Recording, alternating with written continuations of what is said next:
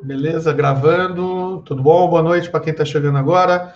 Boa noite, Maria Eduarda, Sandra, Vinícius, Beatriz, Vinícius Nogueira, o Timóteo. O Timóteo pediu para começar, então vamos começar a aula já. O João, para variar, foi o primeiro cara que entrou. Faz meia hora que a gente está batendo papo, né, João?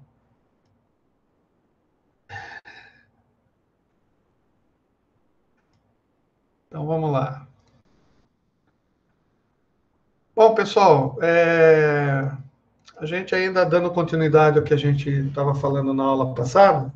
Na aula passada, eu apresentei para vocês um outro fenômeno natural. Boa noite, Bia. Boa noite, Maria. O pessoal escreveu boa noite agora. Então, na aula passada, a gente estava falando sobre um fenômeno natural que acontece quando a gente passa uma corrente elétrica por um condutor. Por quê? Por que a gente vai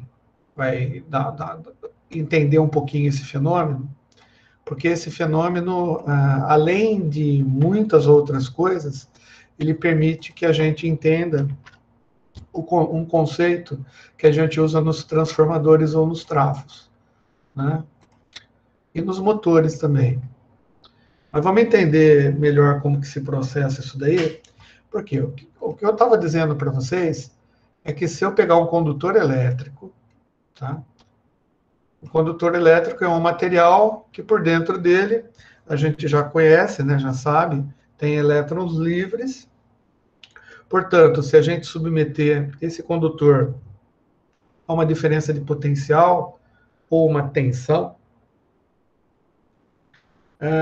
essa tensão nada mais é do que vai criar, né, um campo elétrico, tá, no material, e esse campo elétrico vai fazer com que as partículas condutoras do material, no caso, se ele tem elétrons livres, vamos imaginar que sejam os elétrons vão começar a andar pelo condutor, tá? E ao eles andarem pelo condutor, eles vão produzir o que a gente chama de corrente elétrica, né? O que acontece é que até a aula passada, a gente estava entendendo que a corrente elétrica, ela acontece só em uma direção, né? Seja ela do positivo para o negativo, quando a gente está falando de cargas positivas, né? E quando eu digo cargas positivas, tá? A gente vai relembrar, né, que carga tanto serve para componentes, né, ou materiais subatômicos, né? Mas também serve para íons, né? Então, as cargas positivas, quando a gente fala que são movimentadas dentro do material, elas podem também ser íons positivos. Tá? No caso da bateria química, a gente lembra muito bem disso daí, né? Mas que depois, eles fizeram toda essa teoria por trás dessa teoria, e eles descobriram que, na realidade, realmente mesmo o que acontece nos condutores é que quem se movem são as cargas negativas, ou os elétrons, que a gente veio a chamar de elétrons livres. Portanto, uma corrente elétrica pode ser traduzida ou identificada ou definida como sendo um movimento de elétrons por dentro de um condutor. Tá?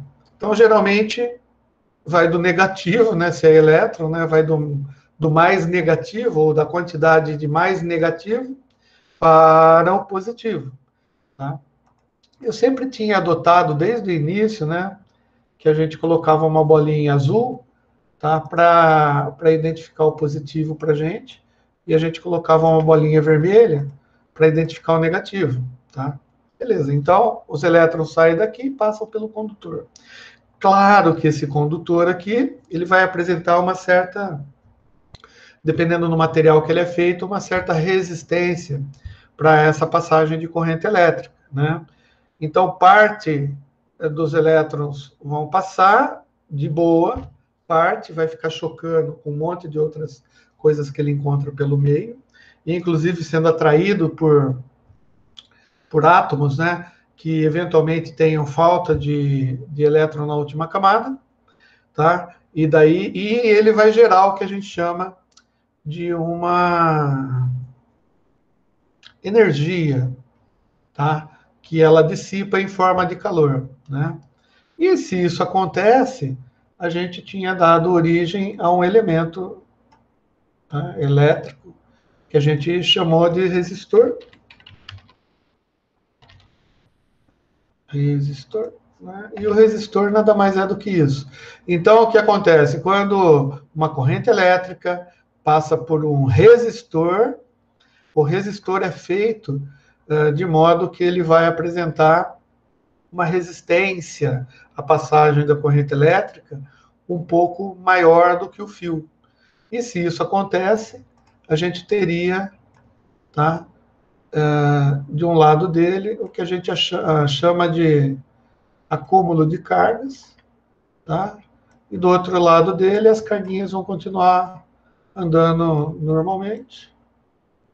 Tá? E é isso que acontece. Mas veja bem, aqui a gente está dizendo e a gente está entendendo que a corrente elétrica está se propagando sempre nesse sentido, né? Na aula passada a gente já provocou uma outra maneira de pensar.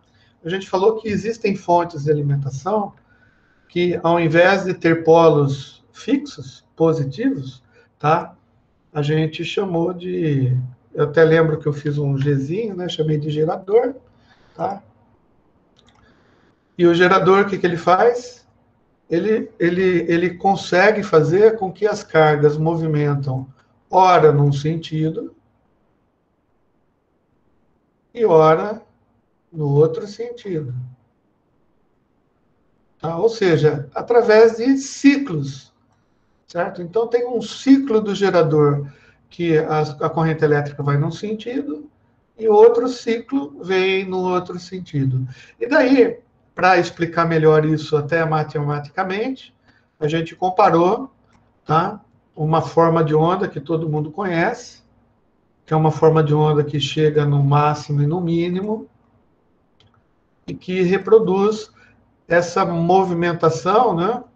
Inclusive com a inércia, né? Porque, veja bem, tem um negócio que a gente não entende muito bem, que é a inércia, né? Vamos entender a inércia como sendo a capacidade de continuar fazendo o que você já estava. Isso é inércia.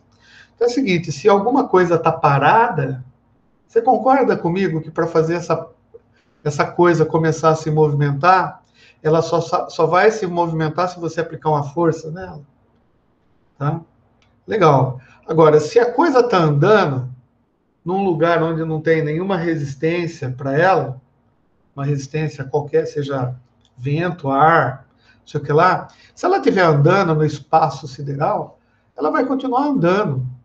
Se você quiser parar isso daí, você vai ter que aplicar uma força para fazer o negócio parar, né? Daí você pensa assim, pô, é verdade, né? As estrelas cadentes são assim, né? Os meteoros são assim. E é verdade. E essa característica chama-se inércia. Pô, mas a inércia acontece com os meteoros, mas acontece com as carguinhas também, né? Elas estão aqui no resistor, tá? Mas elas não estão ordenadas, elas só estão se mexendo por causa da temperatura natural de vibração, né? Dos elétrons dos materiais que compõem o resistor, tá? Agora, quando você coloca uma força elétrica, que é um campo elétrico, né? A gente lembra que é, de certa maneira, uma força da natureza, daí elas vão começar a se movimentar para lá e para cá. E o que acontece aqui é assim, se a gente for explicar graficamente o que acontece com as energias, então o gerador ele vai fazer com que a hora comece em zero, tá? Ela chegue até o máximo, tá? E depois inverte. Quando inverte, ela começa a diminuir, tá? A intensidade dela para um lado, e depois ela aumenta a intensidade dela para o outro lado. Sendo que a gente considera que a parte de baixo aqui seja um outro lado, né? Então, se a gente for desenhar, e obviamente, eu nunca consigo desenhar uma senoide, mas é mais ou menos isso que acontece com o gerador quando ele gera corrente elétrica, e a corrente elétrica passa por um resistor. Legal? Beleza. Depois a gente aprendeu o capacitor. Tá? E eu falei para vocês que o capacitor nada mais era do que a gente quebrar esse condutor, tá? E colocar duas placas metálicas aqui nesse condutor.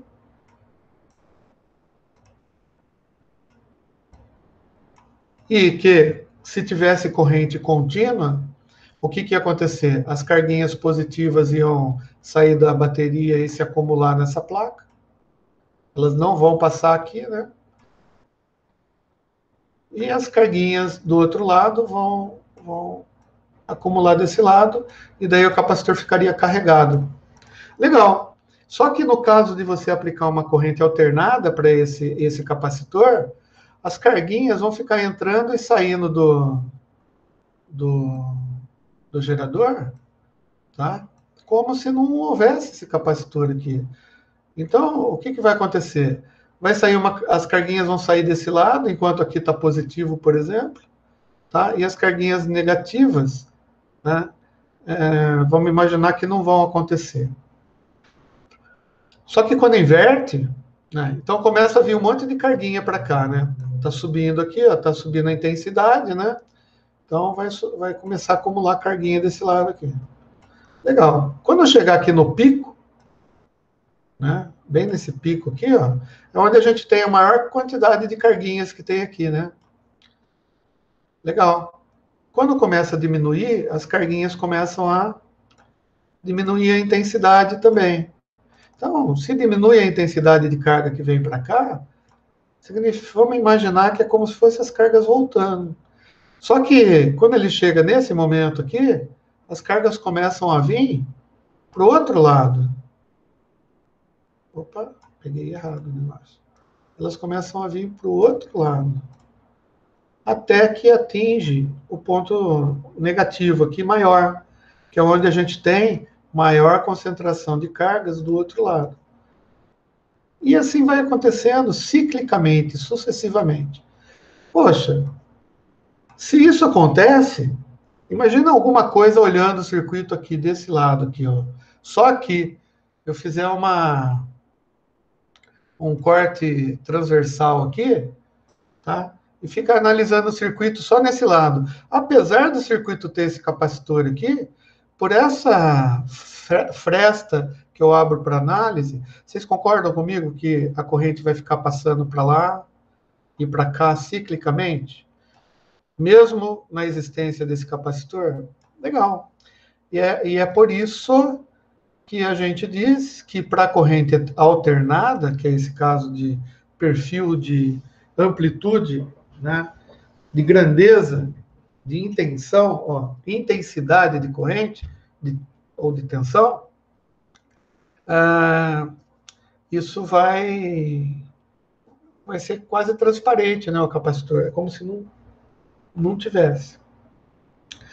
Por outro lado, se tiver corrente contínua, a gente sabe que a corrente só vai acontecer nessa cartinha de análise, a corrente só vai acontecer aqui, se for corrente contínua, até o capacitor se carregar. Daí eu falei que a carga do capacitor depende de um tempo. O tempo de carga do capacitor é definido pela resistência e pela capacidade de cargas que ele consegue acumular nele. Portanto, é como se fosse uma multiplicação entre a resistência e a capacitância, que vai dar esse tempo. Quanto maior a resistência que eu tenho, menor a corrente passando, mais tempo vai levar para carregar o capacitor, na corrente contínua. Na corrente alternada, não faz sentido a gente fazer essa análise desse jeito. Por quê? Porque o capacitor sempre vai estar funcionando, carregando e descarregando, conforme a alternância do meu gerador aqui. Essa alternância, esses ciclos, né, são medidos em ciclos por segundo, e no nosso caso, né, a gente aqui no Brasil, a gente adotou 60 ciclos por segundo. Ou seja, em 1 segundo, a corrente alternada, ela vai carregar e descarregar o capacitor aqui, carregar de um lado e depois carregar inversamente, né? A tensão dele, 60 vezes. Mas mesmo assim, vai acontecer o que a gente chama de defasagem no capacitor. O que é uma defasagem? Uma defasagem vai ser um deslocamento de tempo, tá? Por conta da resistência dos fios ou do resistor que a gente coloca aqui. Ou seja, um circuito capacitivo, ele tem a mesma tensão, tá? Que tem um circuito normal, né? Só que ele tem o que a gente chama de uma defasagem, tá? Ou seja, ele começa num tempo depois, e dá para a gente calcular também, mas por enquanto não vem ao caso. E eu também tinha dito para vocês, tá? Que esse tempo, né, essa constante de tempo, que é definida pelo valor do resistor e do capacitor, a gente chama de tal, aquela letra grega. E essa constante de tempo, ela pode ser interrompida no meio, por exemplo. Se eu começo a carregar um capacitor e eu tiro o fio de carregamento dele continuamente, estou falando corrente contínua agora. Se eu tirar o fio no meio, ele vai carregar só a metade da capacidade dele. Tá? Então eu tenho que esperar um tempo, tá? Para que a carga seja máxima possível no capacitor. E se a gente for analisar, tá? O tempo que eu preciso esperar, tempo médio, dependendo de várias condições aí, mas que eu preciso esperar para que o capacitor carregue totalmente, tá? Vai ser na ordem de 5 vezes o tal. Tá? E, por conta das constituições físicas dele, a gente vai apresentar esse daqui, ó, o vermelhinho é um tempo de descarga, né? Ou seja, eu estou carregado e ele vai ter um tempo para descarregar totalmente, que é o 5 tal também. E aqui no gráfico a gente vê, quando ele está descarregado, a gente coloca a tensão, vai começar a surgir lá corrente elétrica, ele vai começar a se carregar, tá? E a gente vai conseguir a carga completa dele em 5 tal. Guarda isso daqui que vai ser interessante na aula de hoje a gente lembrar disso. E essa curva aqui é uma curva exponencial, então o tempo de carga do capacitor é dado como E elevado a menos T sobre tal. Tá? Onde o T é o tempo que você quer calcular, como é uma curva exponencial, a gente vai calcular e dá para chegar no valor. Beleza. E na corrente alternada, apesar da gente não ter o tempo de carga e o tempo de descarga, a gente tem uma defasagem, tá? Vamos imaginar o seguinte, que é a diferença de tempo, e isso daqui é no domínio do tempo, portanto, é isso que a gente está vendo, que leva para o capacitor começar a carregar e descarregar. Então, se eu fosse, de uma certa maneira, medir, né, com algum instrumento eletrônico que conseguisse ver a amplitude da tensão, né, em cima desse pontinho verde aqui, de alguma maneira, que é o meu pontinho de observação, eu veria, tá, a forma de onda vermelha nesse ponto. Mas se eu fosse medir aqui em cima do capacitor, tá, eu veria a forma de onda verde, que é atrasada. Beleza? Então, o capacitor a gente já reviu. Só que o que é mais importante que isso para a aula de hoje é a gente lembrar daquele conceito que eu falei 2 vezes já, e vou falar de novo, tá? Que se a gente pegar um condutor, e nesse condutor a gente colocar cargas que se movimentam aqui dentro, através de uma diferença de potencial, tá? A movimentação dessas cargas todas aqui dentro do condutor vai provocar, tá? Vai provocar o que a gente chama de campo magnético. Ou seja, uma corrente passando por um condutor, ele causa naturalmente por ele, pela movimentação dessas cargas, o que a gente chama de campo magnético. Bom, então basta a gente entender o que é o campo magnético. Tá? O campo magnético, ele é uma força da natureza que apareceu em 1800 e pouco, sei lá quanto, não. 1315, 1495, ou 1132, sei lá quando apareceu, não interessa, o importante é que apareceu, tá? Quer dizer, não é que não interessa, veja bem, é um conhecimento que eu não tenho, não lembro.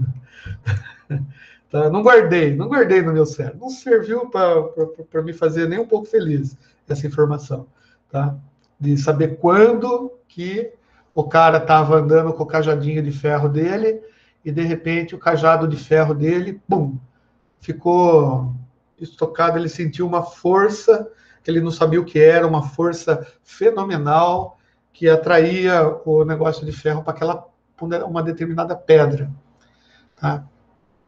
E daí o cara começou a observar que tinha coisa que a pedra atraía e coisa que a terra não atraía. Portanto, ele até dividiu os materiais dizendo assim, ó, existem alguns materiais que são atraídos por essa coisa que eu não sei o que foi chamado de força, porque exerce uma força sobre outra matéria, e essa força de atração a gente chamou de magnetismo. Tá. E o magnetismo, ele foi estudado, até então não tinha nenhuma relação com a eletricidade, apesar de quem fazia os estudos, né, os caras eram curiosos, eles mexiam com tudo, né? Então, eles faziam experiências de magnetismo, experiências de eletricidade, mas nunca tinham feito nenhuma relação com uma com a outra, tá? Até que um dia o cara colocou lá uma bússola perto de um fiozinho desse, e daí, quando ele ligou a chave, ele viu que a bússola mudava, apontava para uma outra direção. Quando ele desligava, a bússola voltava a apontar para um momento natural, né, para o lugar natural para onde ela apontava, que no nosso caso, hoje a gente sabe muito fácil, desde o primário, a gente sabe que aponta para o polo norte da Terra, etc, etc. Mas os cientistas, diferentemente do que a nossa professora de quinta série explicou para a gente, eles não se contentam só apenas com a explicação de que o negócio existe. Tá? Um cientista que é cientista mesmo, ele costuma querer provar as coisas e reproduzir as coisas e entender como as coisas funcionam, tá? Através da observação. Então, ele estava observando, ele viu que a madeira não era atraído, mas que o ferro era, tá? E ele descobriu que se ele quebrasse aquela pedra em várias pedras pequenas, aquelas pedras pequenas também apresentariam as mesmas características. E mais, que quando ele quebrava e ele colocava uma pedra do lado da outra, dependendo do jeito que ele colocava a pedra era atraída ou repelida. Daí ele falou assim, caramba, que coisa estranha isso, né? Daí ele quebrou de novo, as três pedrinhas, acontecia a mesma coisa. Ou seja, ele falou assim, cara, essa pedra ela tem dois lados, tá? E estranho isso. E é o que aconteceu mesmo, tá? A gente descobriu, então, tá? Que essa pedra que ele estava analisando, tá? Era formada por duas partes, tá? Que a gente convencionou chamar de norte-sul, mas podia ser seco e molhado, branco e preto, vermelho e cor-de-rosa, vermelho e azul. Né?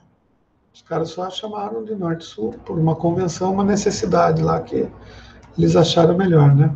E entre essas partezinhas aqui acontece aquela coisa enigmática que eles não sabiam o que era, eles chamaram de força magnética, tá? E eles entenderam que a força magnética, ela influenciava outras matérias, por exemplo, tá? Se a gente colocasse uma matéria aqui que fosse atraída ou pudesse ser atraída, um pedaço de ferro, né? Esse pedaço de ferro ele ia ser atraído para cá. Mas, ou para cá, né? Depende do, do negócio. Ele pode ser tanto para cá, tanto para cá. Mas se você colocasse bem no meinho, o cara sentia que a força não era tão forte para atrair aqui, né? E se você afastasse mais ainda, às vezes o objeto, né, a pedrinha, ela nem atraía o material. Então eles começaram a medir para ver qual que era a intensidade, né, dessa força em função do tamanho do negócio, tá? E aquilo que eu falei para vocês lá, eles quebravam, né? Eles quebravam a pedrinha, tá? Eles quebravam a pedrinha e faziam pedrinhas menores, tá? Mas as pedrinhas menores apresentavam a mesma característica. Então eles criaram o ímã e eles perceberam que essa força se distribuía através do que a gente chama de campos de linhas de força. Tá? Linhas de força que saem do norte e vêm para o sul. Olha que maravilha. E daí, hoje, se a gente for fazer isso daí, é muito mais fácil para a gente, né? Porque só o ser humano, ele só acredita, mais ou menos, como eu falei para vocês, nas coisas que ele consegue ver. Tem coisas que, mesmo vendo, ele não acredita, né? Porque é a característica da nossa ignorância humana, da nossa falta de inteligência e de conhecimento. Então, é assim, às vezes você vê um negócio, o cara fala para você que funciona, e você não acredita naquilo que você está vendo, porque você se condicionou a achar que não está certo. Mas no caso dos ímãs, tá? Ainda, mesmo o cara sendo o mais cético possível com relação às coisas, tem algumas experiências que se você colocar limalha de ferro, por exemplo, em cima de um vidro e colocar um ímã regular, né? Uma pedra quadradinha, bonitinha, desse jeito, embaixo do vidro, e você der uma chacoalhadinha no vidro, você vai ver o padrão de atração que tem da limalha de ferro em relação ao ímã. E por causa dessas observações, tá? E depois eles descobriram que as pedrinhas, né? Se você colocar elas em cima de uma tigelinha com água, por exemplo, tá?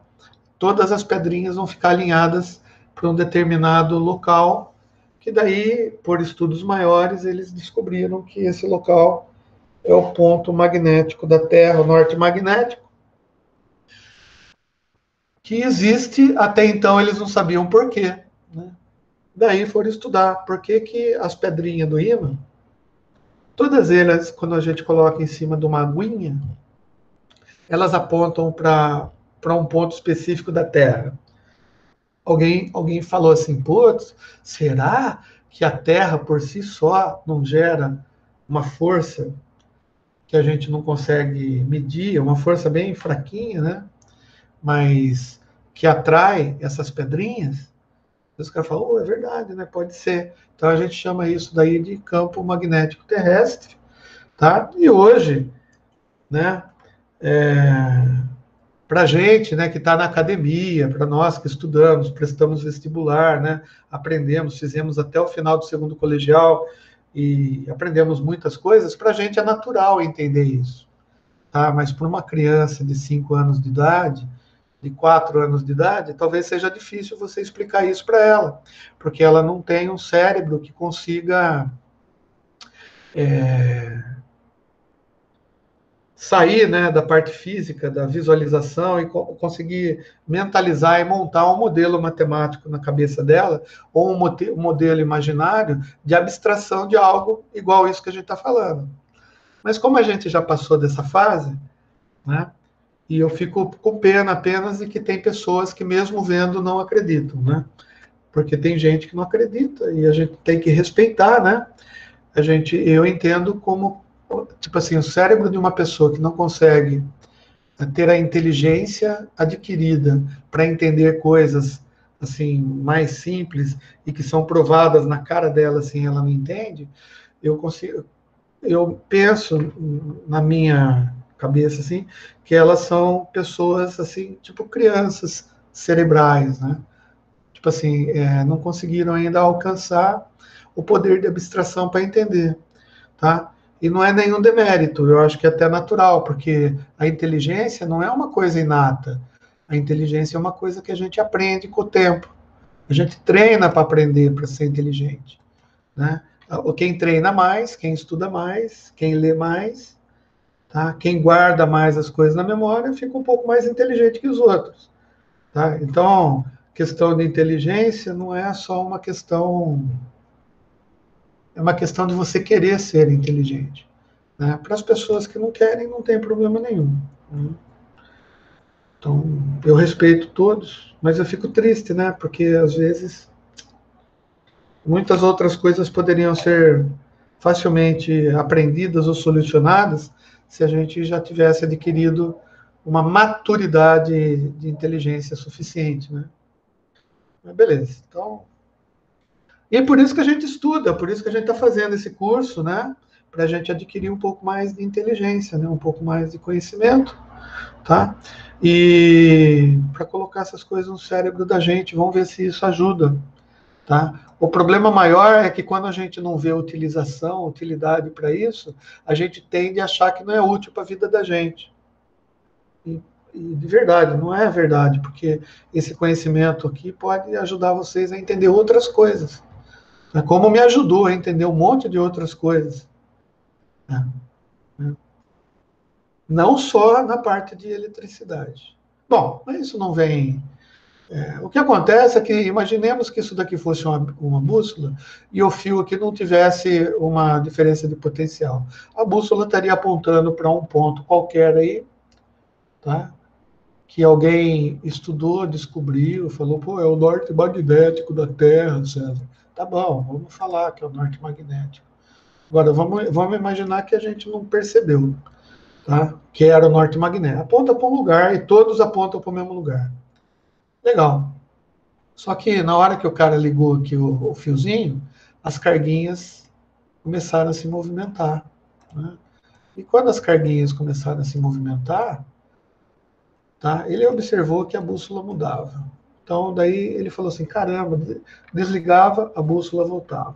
Ligava, a bússola ia. Ele falou, caramba, tem algo aqui que não está certo. Daí o cara, por observação, pelas experiências que ele fez, ele postulou uma hipótese dizendo que, cara, corrente elétrica num condutor vai produzir algo que interage com o campo magnético. Portanto, deve existir uma relação entre a corrente elétrica por um condutor e o campo magnético. Beleza, isso acontece. Teve uns caras bem crânio aí que fizeram essas fórmulas, tudo, para explicar matematicamente como que é e tal. A gente não vai entrar nesse detalhe, por enquanto, tá? Porque eu acho que também não vem ao caso. Eu acho que entender o fenômeno, no nosso nível de eletrotécnica aqui, a gente consegue, entendendo o fenômeno, entender o que ele causa e para que ele ajuda a gente. Legal. Só que ele descobriu o seguinte, ele descobriu que uma corrente elétrica contínua, de corrente contínua, ela não influencia muito. Ela não consegue ser irradiada, vamos dizer assim. No entanto, se você tiver aqui uma corrente elétrica igual àquela que a gente estava vendo do gerador lá, tá? Essa corrente elétrica induz, ou seja, se as bolinhas estão andando para lá e depois elas começam a andar para cá, e depois elas começam a andar para cá, tá? E começam a andar para cá, vocês concordam que se ela andando, ela faz um campo magnético, elas andando para lá e para cá, tá? Elas provocam campos magnéticos, né? que mudam de intensidade, tá? E de direção, se é assim que a gente pode dizer, tá? Em função da movimentação das cargas. Isso que é interessante para a vida da gente. Porque um campo fixo, um campo elétrico fixo, ele talvez não seja tão interessante para a gente. Mas um campo elétrico variável, ele consegue a proeza de ser irradiado. Tá, César, como assim irradiado? Bom, irradiação a gente pode entender como se fosse calor, quente, uma coisa quente. A irradiação é uma emissão, tá, de uma força que a gente eventualmente vamos imaginar que a gente não conhece, tá? E se você chegar perto, por exemplo, com a mão, perto de uma lâmpada quente, que está irradiando calor, né, está emitindo essa coisa que a gente não sabe, que a gente chama de calor, você vê que quanto mais perto você chegar com a mão, mais sensação dessa irradiação você vai ter na pele. Concorda? Se você grudar na lâmpada, ela vai queimar a tua mão. Mas se você for afastando, você vai ver que a irradiação vai diminuindo. Vai diminuindo. Poxa, e, gente, por incrível que pareça, quando Deus fez a natureza, tá? Ele fez a natureza igual, da mesma maneira. Então tem um monte de coisa que a gente usa para entender um determinado fenômeno, que a gente pode usar para entender outro fenômeno, né? E a gente estava, nessa época que estava estudando corrente elétrica e tal, e magnetismo, a interação entre as duas, gente, tinha um monte de cientista vendo um monte de coisa. Newton estava fazendo lá as pesquisas de gravidade, tinha gente estudando campos elétricos, não é? Então, e daí tinha gente descobrindo campos magnéticos, tá? E tinha gente, que nem esse cara aqui, que estava tentando entender a relação entre eles e tentar explicar uma coisa através de algo que ele já conhecia, usando talvez as mesmas fórmulas, né? Da mesma maneira que a gente tentou explicar campo elétrico, através da analogia com o campo gravitacional, tá?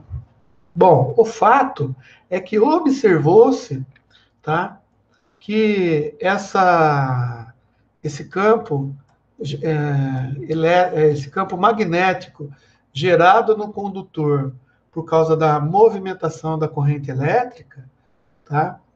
Esse campo magnético, de uma certa maneira, ele conseguia ser irradiado como se fosse calor, né?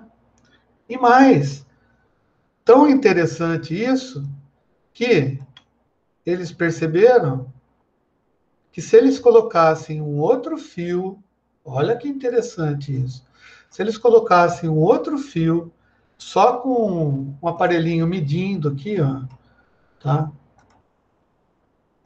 Um aparelhinho de medida ligado aqui, ó. Esse aparelhinho o cara chamou de galvanômetro, tá? Era um aparelhinho feito de uma bobininha, com uma agulhinha, sabe? Hoje a gente não tem. A gente usa o Ai, meu Deus. A gente usa o galvanômetro para a gente fazer alguns equipamentos eletrônicos. Não sei se vocês já viram. Tem uns equipamentos que você coloca para medir corrente elétrica, para medir tensão elétrica, que chama multímetro, né? Não sei se vocês conhecem, mas o povo que é curioso aí já deve conhecer. É um equipamento que foi montado em função desse galvanômetro. Ou seja, eles usaram esse conceito que eu estou explicando para vocês para produzirem aquele aparelhinho. O que é esse aparelho? É um aparelho que, se você colocar na bateria do carro, por exemplo, ele tem escalas. Eu tenho um aqui, só não sei onde está. Armário. Tá. Bom, vocês sabem, né? Alguém não sabe o que é isso? Coloca aí, se não souber, daí Eu vou tentar mostrar um para vocês, que eu tenho dois aqui. Um de ponteiro e um digital. Hoje é tudo digitalizado, é tudo mais bonito, né? Mas os de ponteiro era assim. O cara colocou um fio que não tinha nada. Perto de um fio, onde ele estava fazendo a experiência, né? Para ver essa interação magnética, vamos dizer assim, com a corrente elétrica. E aqui, obviamente, ele ligou um gerador. Tá? O gerador, a gente fez uma bolinha verde. Ele ligou o gerador, cara. Tá? E o gerador ligado aqui. Tá? A César, não dá para ligar um gerador assim no fio direto? Não, não dá. Pelo amor de Deus, não vai fazer isso em casa, porque se fizer isso, provavelmente vai dar um curto-circuito e o gerador vai pro saco. Então você tem que colocar um circuito eletrônico aqui no meio. Tá? Vamos colocar um circuito eletrônico, um resistor. Pronto. A gente coloca um resistor aqui. Tá? Ou seja, esse resistor vai limitar, né, a capacidade de corrente que está sendo gerado por esse gerador aqui. E daí você consegue pôr num fio, tá? Com uma tensão adequada, corrente adequada, e ele vai fazer isso daqui. Né? Começa de um lado, ciclo para lá, ciclo para cá, senoidalmente, né? Ou seja, ciclos por segundo. Ó, aqui, por exemplo, eu estou fazendo rápido, vocês não estão percebendo, mas eu estou fazendo, de repente, acho que uns, sei lá quantos hertz aqui, né? O problema é que está indo para lá e para cá, você não está percebendo, concorda? Porque, cara, é muito rápido, 60 vezes por segundo, eu não consigo reproduzir com a minha mão, a não ser quando eu estou batendo bolo, por exemplo, né? Porque daí a minha velocidade, ela é supersônica, que nem a do Flash. Tá? Tanto é que eu consigo fazer bolos em alguns segundos. Tá? Mas daí, o que rola? Eles perceberam que, de uma certa maneira, o ponteirinho dessa bodega aqui, ele virava. Daí você fala assim, mas você está virando para lá e para cá, para lá e para cá, para lá e para cá, o ponteirinho não deveria ficar para lá e para cá, para lá e para cá, para lá e para cá, para lá e para cá? Deveria. Só que ele não fica por uma outra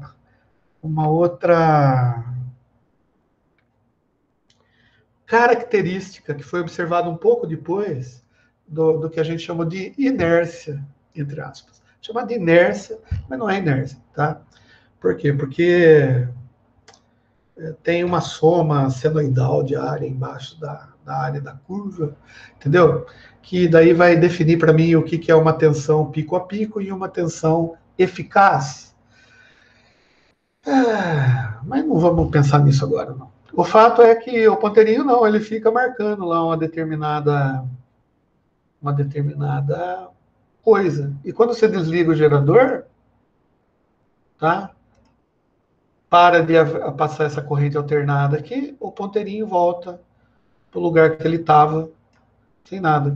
Ou seja, os caras perceberam que essa variação de corrente nesse condutor, tá? Fazia com que houvesse uma movimentação de cargas nesse condutor. Pô, então, mas o que está provocando a movimentação de cargas nesse condutor de baixo? A movimentação de cargas do condutor de cima? Não.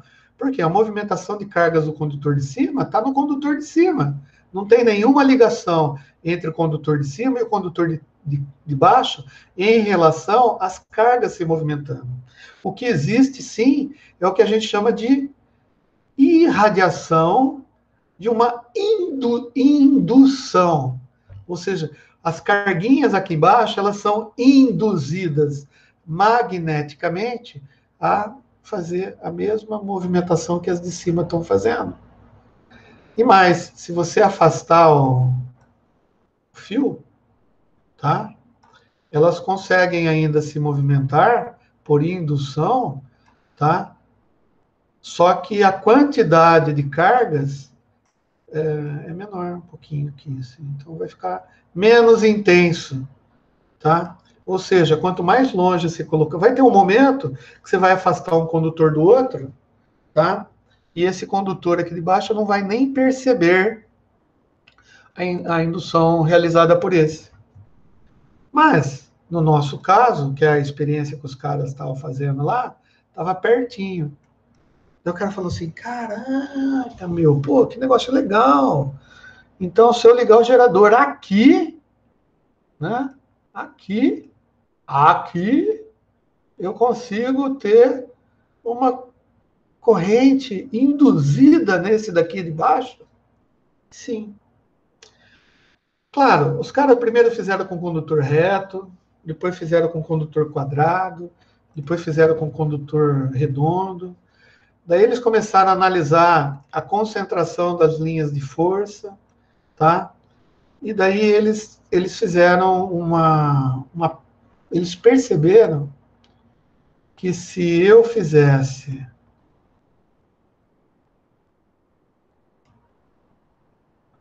um condutor redondo,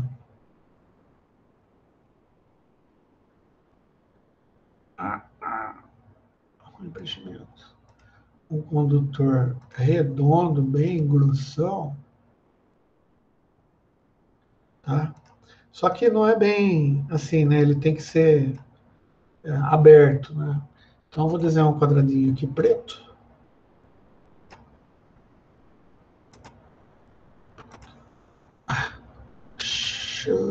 Deixa comigo. Nossa, o preto do preto não é o preto realmente. Mas vocês estão entendendo aí, né? Então, eles colocaram o gerador, por exemplo, aqui, e foram estudar as concentrações de campos que aconteciam.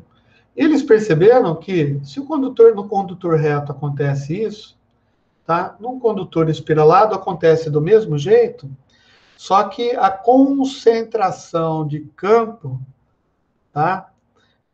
Acontece de uma maneira diferente, tá? Então, ele produz um campo mais intenso aqui no centro, tá? Do que aqui fora.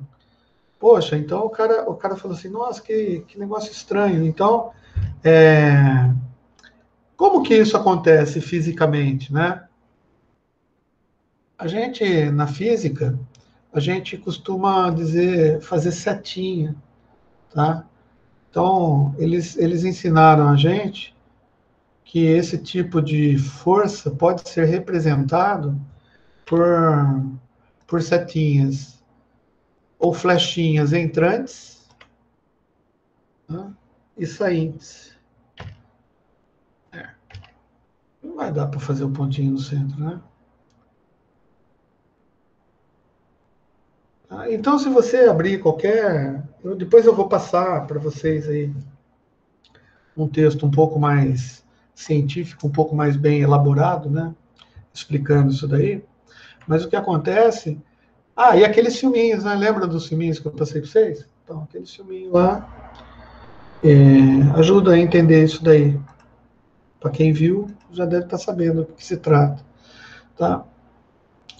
E o que eles perceberam é que se eu colocasse mais espiras, tá? Assim, eu conseguia concentrar mais ainda o campo ou a influência. Olha então o que acontece. Ao invés de desenhar um fio assim, tá? Os caras fizeram um monte de espiras. Por quê? Porque eles observaram que esse monte de espiras aí, tá? Concentrava mais as linhas de força, tá? E, portanto, induziam mais num pedaço de fio. Mas se o fio receptor fosse um monte de espira também, tá? A gente conseguia transferir energia, tá? De uma fonte de gerador, tá? Para um outro lugar aqui que eu poderia eventualmente acender uma lâmpada, sei lá. E não existia aqui entre os dois, cara, não existia nada, tá? Não existia nada, apenas o ar. Mas eles perceberam também, obviamente, que se colocasse mais perto, tá? a intensidade era transmitida de maneira melhor e maior. Eles descobriram também que a quantidade de carguinhas que podem se movimentar aqui desse lado depende da quantidade de voltas que eu dou na espira. Ou seja, quanto mais voltas eu dou na espira, eu estou colocando mais material, portanto, eu estou proporcionando, por exemplo, a possibilidade de eu colocar mais cargas, porque eu estou aumentando a quantidade de espiras e de material. Existe uma relação, então, entre número de espiras que eu posso colocar e a quantidade de cargas que eu vou ter. E isso vai regular para mim, tá, a minha corrente elétrica, que eu vou gerar, né, no outro lado, e também a tensão que eu vou gerar no outro lado. Ou seja, a... Bom, daí vamos começar a dar nome aqui, né? Olha só que interessante. Bom, se eu for gerar corrente desse lado aqui, tá? Vou pôr um gerador aqui. Eu vou gerar corrente elétrica através do gerador aqui, certo? E eu vou obter uma corrente elétrica do outro lado, que não é a corrente elétrica gerada pelo gerador. É uma corrente elétrica irradiada ou induzida, né? Legal, então a gente vai chamar esse daqui, ó, que é o primeiro lugar aí onde a corrente elétrica vai entrar, tá? Eu vou chamar de primário. Tá? E esse cara aqui, ó, eu vou chamar de secundário. Primário e secundário. Bom, então, no primário, a gente vai colocar a energia que eu estou gerando. E no secundário, eu vou extrair. Legal. Só que a gente já viu aqui, eu não provei matematicamente nada ainda, mas eu estou falando para vocês que a gente viu que tem uma relação, né? Pelo menos a gente conseguiu entender, espero eu, que tem uma relação com o número das espiras que eu tenho. E quanto maior o número de espiras, mais quantidade de cargas eu posso ter, porque aumenta a quantidade do material, tá? Então, se aumenta a quantidade de cargas induzidas, tá? Significa dizer que eu posso aumentar a quantidade de tensão que eu tenho. Porque lembra, tensão não é acúmulo de cargas, tá? Então, nesse secundário aqui, se eu colocar mais espiras do que no primário, tá? Eu consigo ter mais tensão, tá? Então, eu consigo fazer um negócio que a gente pode chamar de elevar a tensão. Elevar a tensão. Mas, pela lei de Ohm, a gente sabe que eu não estou mexendo na resistência do fio, concorda? A resistência continua sendo a mesma. Quando a gente trata de corrente alternada, o conceito resistência passa a ser um pouco puro demais, né? Porque a resistência só diz respeito às características intrínsecas do material, mas não da corrente elétrica que está passando por ela. E se a corrente elétrica é uma corrente alternada, ela tem alguns componentes, por exemplo, os elétrons vão parando, lembra da inércia? E depois vai mudar para o outro lado. Esse fato de você parando e inverter o lado, eu vou chamar hoje, agora, tá? Vou dar um nome, não é bem isso que acontece, mas eu vou dar um nome que a gente vai usar depois, que chama esterese, tá? Esterese, o cara fica histérico. Né? Esterese é o fato do negócio demorar para mudar de lado. Vamos imaginar assim. Esterese é um negócio que o cara demora para mudar de lado. Tipo assim, a carga está indo para a direita, de repente o ciclo do gerador mudou, ela leva um tempo para começar a mudar para a esquerda, e esse tempo vai também ser induzido, né? Porque vai ser induzido magneticamente para outra bobina, tá? E a gente vai chamar isso, por enquanto, de esterese, mas eu vou detalhar melhor, porque agora eu só quero dizer para vocês que resistência, tá, com corrente alternada, ela tem uma componente real, que é essa componente que a gente estudou até agora, do resistor, mas ela tem uma componente que a gente pode dizer que é imaginária. O que é um número imaginário, César? É um número que você imagina, qualquer, assim, imaginário. Na realidade, né, os caras chamam de I, ou J, de um número lá, o cara deu um nome lá para ele, um Izinho, tá? Para dizer imaginary, né? I de imaginary. Mas tem que tomar cuidado para não confundir com I de corrente, né? Mas o I, na realidade, ele retrata uma situação que a gente não consegue enxergar no plano. É uma situação tridimensional. Ele é um pouco, por isso que ele chama complexo, porque é difícil entender. Quando você vai conversar com esse I, cara, é difícil de entender. Ele é meio complexo mesmo, né? E ele serve para a gente entender, por exemplo, quando você faz uma conta matemática e dá lá a raiz de um número negativo. A gente sempre foi ensinado lá no colegial, né, que raiz de número negativo não existia.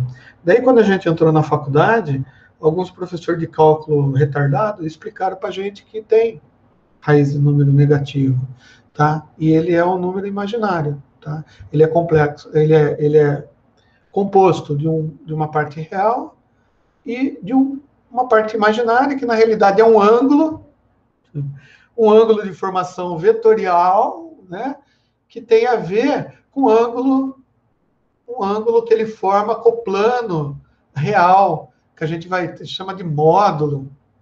Daí você tem que aprender a trabalhar com arcosseno, converter para decimal, tem vários tipos de representação, tá? Daí você tem que fazer conta, daí você tem que converter. É complicado pra caramba isso, né? Mas então, daí a resistência, por conta dessa complexidade dela, com corrente alternada, ela começa a ser entendida como sendo impedância. Impedância. Então, a impedância é uma resistência que o material oferece à corrente alternada, tá? E essa impedância, ela é composta por um número real, que é uma resistência, mas uma outra resistência imaginária, tá? Que influencia muito na inércia das cargas que estão passando por ela, tá? Então, um monte de espira enrolada, assim, um monte de círculozinhos, tá? Pode elevar a tensão e não acontece, por exemplo, de dar um curto-circuito, dependendo da tensão que você coloca, por causa dessa impedância. E essa impedância tem a ver com a parte magnética envolvida. Ah, legal. Bom, mas então, por conta disso, e por conta da lei de Ohm, tá?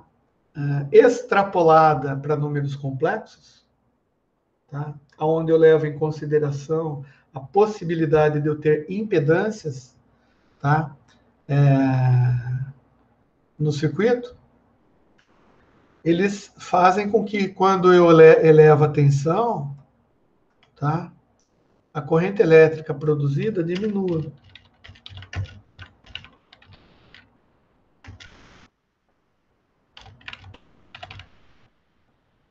Diminui. Olha que interessante. Ou seja, cara, por conta desse negócio aqui, tá? Eu consigo fazer a coisa aumentar a tensão pra caramba, mas a corrente elétrica diminui. Bom, se corrente elétrica diminui por causa das contas que eu fiz e das observações, você concorda que se a corrente elétrica é menor, a resistência real, tá? Não vai emitir tanto calor. Não sei se vocês conseguem perceber isso. Por quê?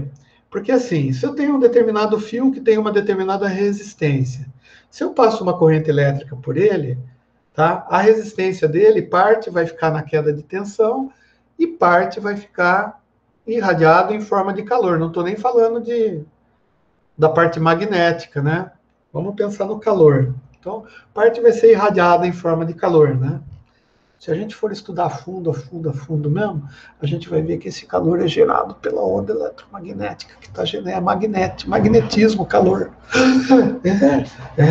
Então, mas só lá na frente a gente vai ver isso.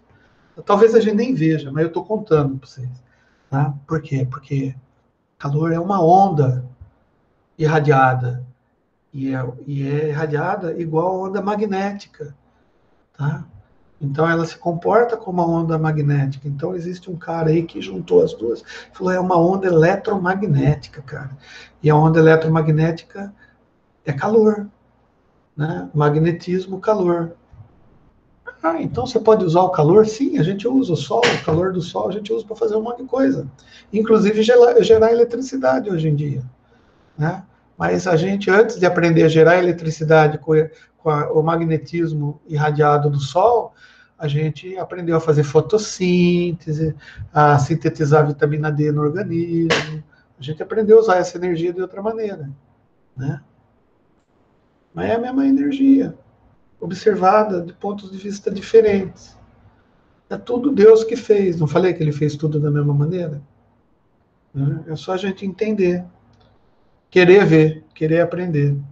Mas o fato é esse. Então, a corrente elétrica, se a corrente elétrica diminui, significa que passa menos corrente. Menos corrente é menos calor. Tá? Menos calor você pode reduzir a área do fio. Lembra que a resistência em si tem a ver com a seção transversal do fio e a quantidade de cargas, o coulomb por segundos que passa na seção? Então, é mais ou menos assim. Ou seja, no secundário, pelo fato de eu ter uma tensão maior, tá? Quando eu tenho um número de espiras maior, tá? A corrente elétrica ela diminui por conta dessas coisas que eu estou contando para vocês, tá? E se a corrente elétrica diminui, eu posso diminuir também a seção do fio, tá?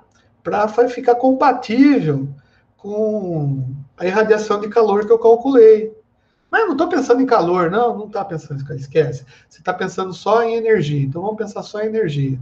Mas você pode diminuir a bitola do fio, né, a grossura do fio. Bom, beleza, então a gente já viu que existe relação entre primário e secundário, né, onde eu enfio a corrente gerada e de onde eu recebo a corrente induzida. Esse lado que eu recebo eu chamo de secundário, tá? E existe uma relação, tá? Que eu não sei se é linear, se é logarítmica, se é exponencial, se é, não sei que tipo de relação existe ainda entre o primário e o secundário, de ponto que se eu aumentar a quantidade de espiras do secundário, eu posso elevar a tensão. Se eu diminuir a quantidade de espiras do secundário, eu posso diminuir a tensão. Só que se eu diminuir a tensão gerada por ele, eu consigo aumentar a corrente elétrica, você concorda?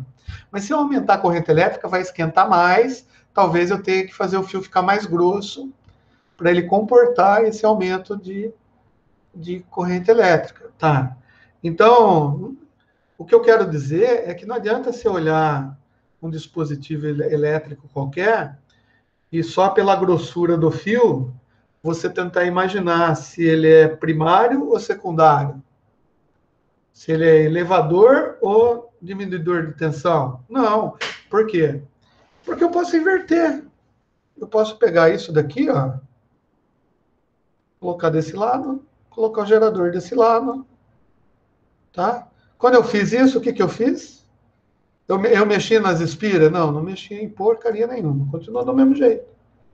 Olha só, eu só inverti os lados, tá? Só que tem um problema, né?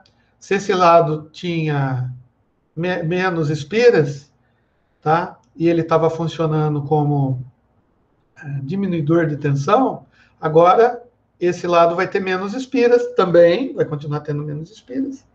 E ele vai funcionar como um aumentador de tensão, porque se esse lado tem mais espiras, vai aumentar a tensão. Se elevar a tensão, vai diminuir a corrente. Se diminuir a corrente, vai ter problema de calor, e a gente vai tratar isso daí de uma certa maneira. Mas o conceito, esse conceito aqui que eu estou passando para vocês, é o que a gente chama de transformadores. Tá? Então, o que são transformadores de tensão? Tá? Ou tráfego, é o mesmo, são sinônimos. Tá? Os transformadores são elementos elétricos que usam as características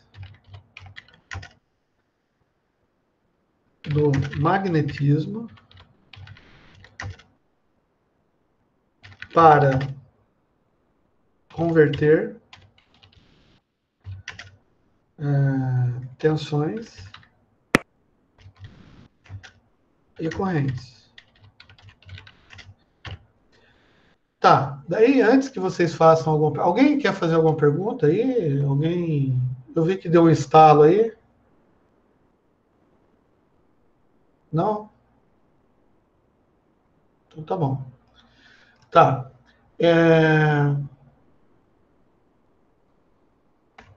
Nossa Senhora. Não, beleza. Então daí o que acontece? Ninguém fez essa pergunta, mas eu vou com esse raciocínio que a gente está tendo, talvez a gente consiga entender. Ó, se eu tiver um cara aqui com 20 espiras e um cara aqui com 20 espiras, tá? Se eu aplicar tensão desse lado aqui, tá? Isso daqui, se eu aplicar tensão desse lado, esse lado vai ser o meu primário. O meu primário. Certo? Bom, tem a mesma quantidade de espiras. Vamos imaginar, tá da mesma cor, igualzinho, tá? Se eu tiver, sei lá, 5 volts aqui,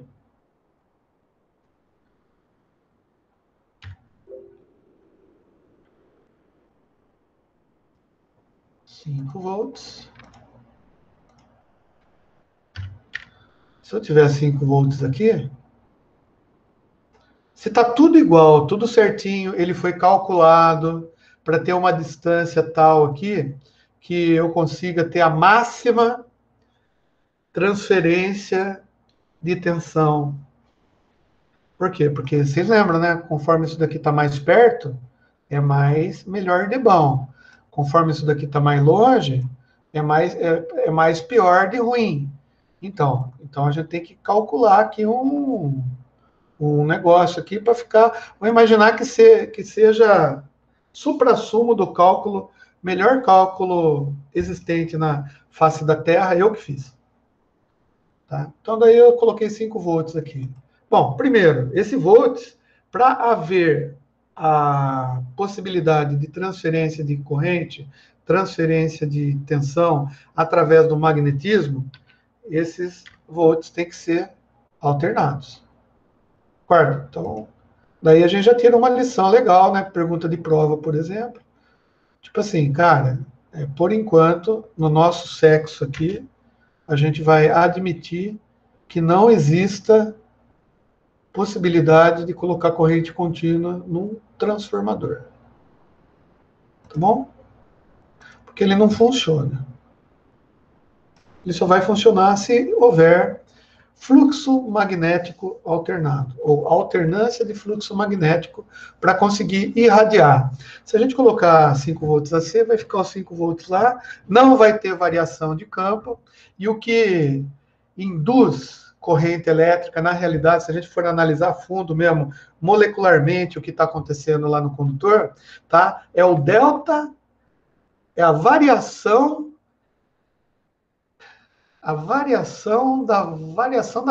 da corrente. Olha só, e como que eu vou explicar isso daí para vocês? Tá? Tipo assim, a variação do fluxo causado pela variação da velocidade da carga e da direção dela. Tá bom, tá bom. Esquece isso. O fato é que precisa ser fluxo variável. Tá? Um fluxo magnético contínuo não produz indução elétrica. Tá bom? Tá, então se é 5 volts AC está tudo certo, tem o mesmo número de espiras, o mesmo fio, é o mesmo lado, peguei um espelhinho, quanto que eu vou ter desse lado aqui? 5 volts também. Ou seja, se eu colocar aquele aparelhinho lá que eu fiz lá, o roxinho, para medir, tá? Eu mediria 5 volts desse lado aqui, por causa do gerador. Daí você me fala o seguinte, tá, tem utilização eletricamente falando, um equipamento que faz isso? Ou um sistema que faça isso? Que você coloque 5 volts de um lado, tem 5 volts do outro? Tem, viu? Por exemplo, não sei se você percebeu, mas aqui, a parte elétrica do gerador, ela está totalmente isolada, né? Eletricamente, ó. Eu tenho uma isolação elétrica aqui, ó. Isso daqui está acontecendo de um lado, tá? E tudo que eu vou ter aqui nesse aparelhinho, em qualquer aparelho eletroeletrônico, elétrico principalmente, né? Que eu colocar desse lado aqui, tá? Ele vai consumir energia, mas a energia vai ser uma energia induzida. E não tem nada a ver com essa energia. Então ele funciona como se fosse um isolador. Ele isola a parte elétrica de um lado na parte elétrica do outro, tá? Ou seja, eu posso ter curto-circuito aqui? Pode ter curto-circuito do mesmo jeito. Só que assim, o curto-circuito que você tiver desse lado aqui, ele vai estar limitado pela corrente máxima, tá? Que essa bobina, né, esse monte de espiras, que eu não falei, chamei de bobina ainda, esse monte de espiras aqui vai fornecer para você. Tá? Então, tem uma certa vantagem, vamos dizer assim, em isolar circuitos. Então, os transformadores, eles têm algumas funções. Tá? Uma das funções é elevar a tensão.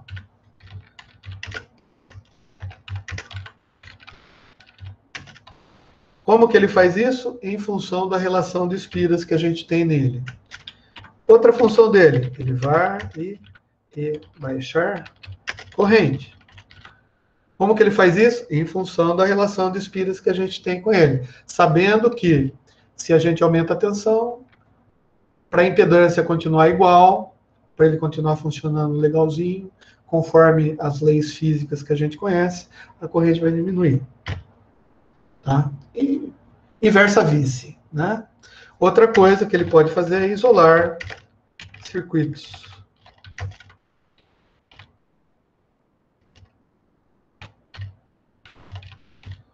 O que eu estou dizendo como isolar aqui, né? Eu tô fazendo com que não exista fio ligando, tá, o transformador de um lado ao outro.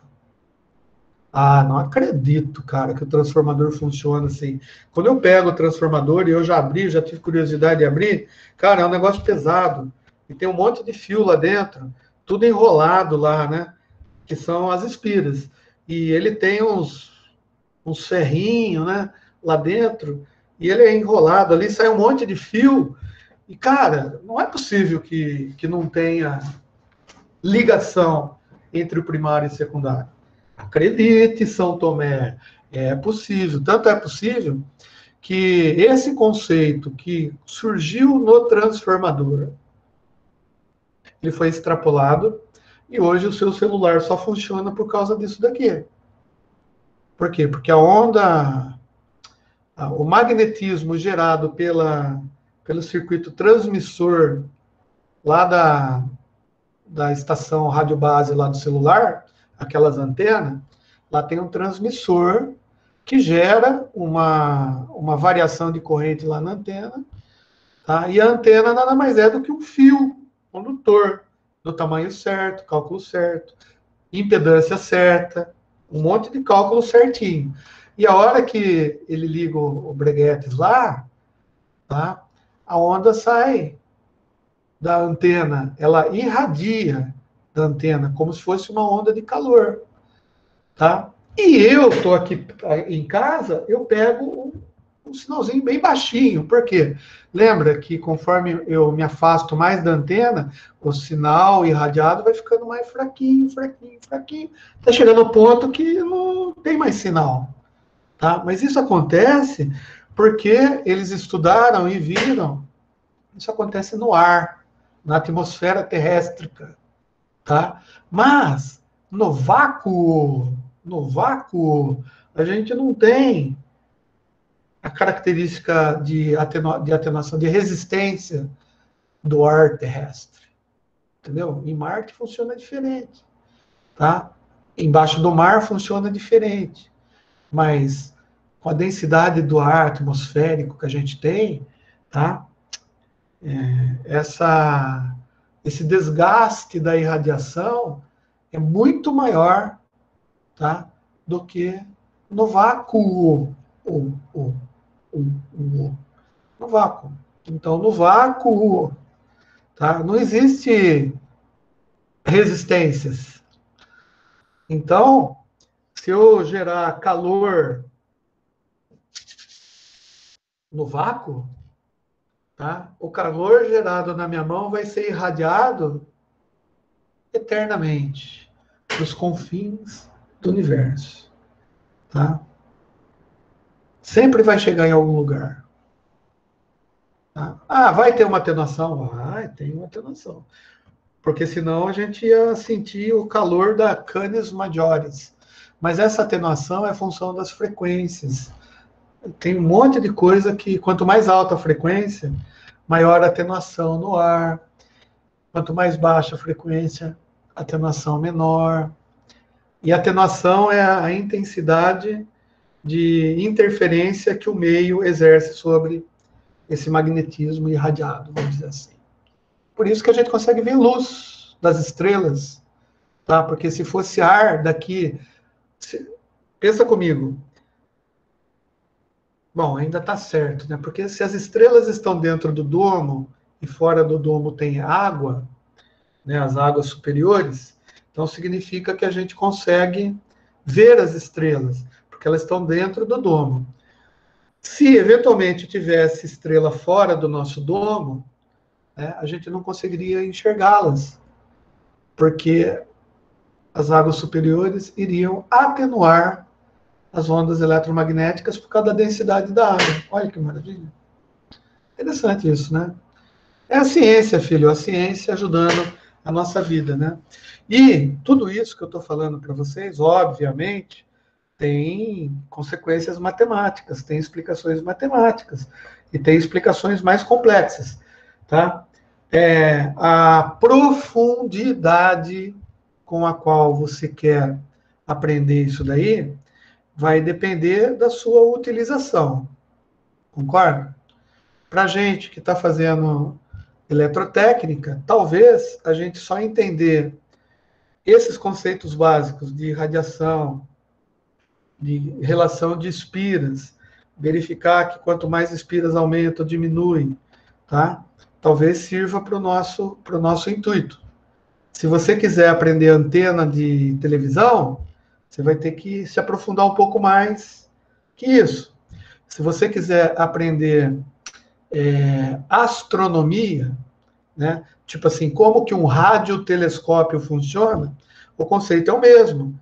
Só que você vai ter que se aprofundar um pouco mais, para entender um pouco mais, centralizado lá, focado no que você vai aprender. Então, é assim, para cada utilização, a gente tem um grau de profundidade que a gente aborda as coisas, né? Então, a gente poderia falar de, sei lá, Maxwell, tá? De, sei lá, ondas eletromagnéticas, decaimento do urânio 35, 135. Cara, é irradiação, tudo funciona através desses conceitos. E hoje, por exemplo, já existem até discussões. Por exemplo, só para vocês entenderem, Tá? Isso que eu estou falando aqui é uma teoria. Um cientista observou isso daí e ele falou, cara, é assim que funciona. Beleza. Depois essa observação, comprovada cientificamente, ela foi sendo refutada e reanalisada por outros cientistas. Outros cientistas, com equipamentos mais modernos, com medidas mais precisas, eles chegaram à conclusão de que, ó, não é bem assim. O calor, por exemplo, ele não se irradia exatamente desse jeito. Tá? É, a luz, né, que é formada através de calor passando por um resistor, uma resistência, um filamento de um bulbo lá, um tungstênio, que passa a eletricidade por ele, e ele esquenta tanto que ele emite calor na forma de luz, numa faixa de frequência que a gente consegue ver. Não funciona bem assim. Então, daí surgiram teorias. Newton, por exemplo, propôs a teoria de que as ondas se comportavam como ondas, como bolinhas físicas, tá? Já tinha outro cara que falou, não, se comporta como se fosse onda magnética, de luz. E daí ficou aquela briga. Daí alguns cientistas usaram um tipo de abordagem, outros usaram outro tipo de abordagem. Tá? Até que veio o Maxwell, e ele falou assim, cara, é o seguinte, ó, nem tanto você, nem tanto você. Tá?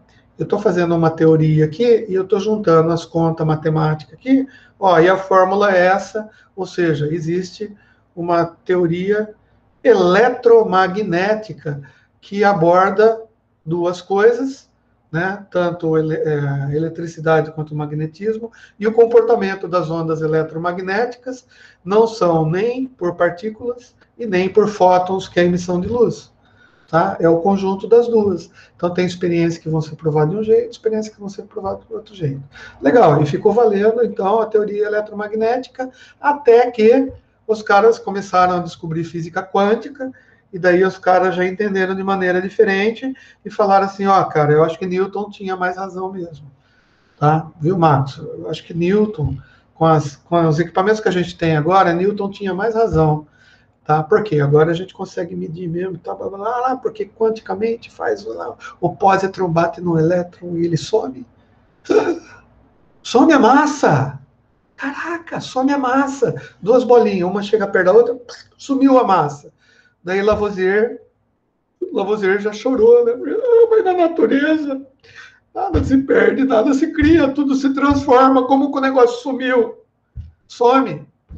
E agora? Então a gente vai falar que Lavoisier estava errado. Né? Não, naquela época, com aqueles conceitos, ele estava certo. A gente é que conseguiu dar um passo a mais na nossa inteligência. Oh, que maravilha. Beleza, moçada? Então é assim. Hoje a gente viu mais ou menos transformadores. Vai ter um texto para vocês sobre isso. E espero que vocês já tenham visto também em física. Né? Já viram, com certeza. Isso daqui viram física do colegial e tal. Eu expliquei de outra maneira, de uma maneira um pouco mais lúdica, mas as explicações não estão diferentes do que qualquer pós-graduado em física quântica não poderia explicar. Ele não conseguiria, né? Porque o cara é tão inteligente que jamais ele conseguiria explicar a corrente eletromagnética com bolinha amarela, entendeu? Eu tenho certeza que ele não conseguiria fazer isso. Mas eu não sei se vocês entenderiam o que ele consegue explicar, né? Porque nem eu entendo, então fica... Né? E não que eu seja mais que vocês, não. É que talvez eu tenha um pouquinho mais de experiência nessa área, eu não consigo entender. Então, não sei. Beleza, moçada? Eu vou parar de gravar, então, mas vou continuar na sala para aquelas arguições comuns.